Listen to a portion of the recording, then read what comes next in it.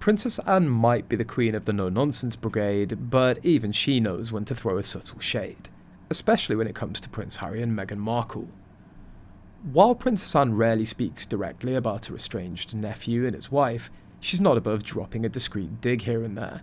During a recent CBC interview, she threw in her 2 cents on the whole slimmed-down monarchy idea, a concept that seems to have grown in popularity since certain senior royals decided to step down and move stateside.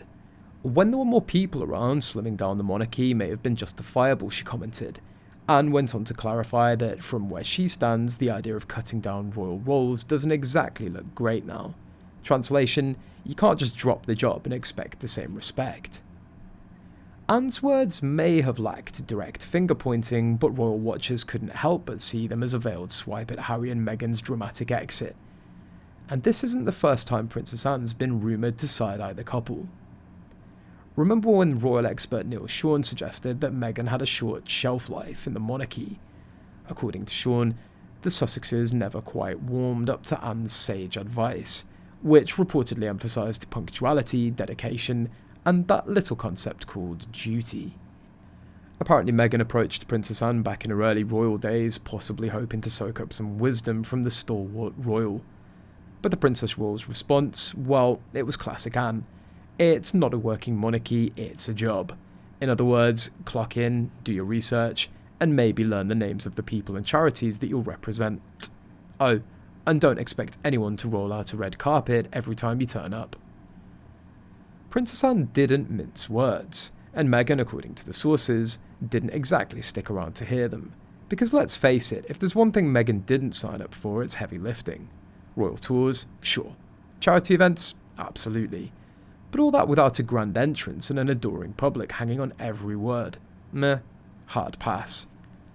Interestingly, Anne might not even be aware of a slapdown prowess, but then again, maybe she knows exactly what she's doing.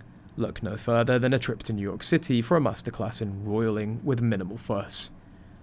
Unlike a certain couple who shall remain unnamed, Anne travels on a commercial flight with her one assistant, no entourage in sight. Meanwhile, Harry and Meghan are still embroiled in a legal battle over their security demands in the UK.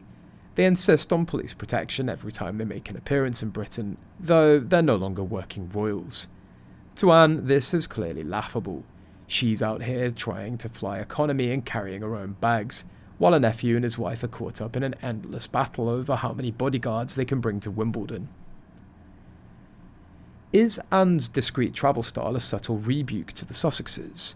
Many royal watchers think so, by showing that even senior royals can manage without an entire security detail, and just might be calling into question why 2 people who stepped away from royal duties need it at all.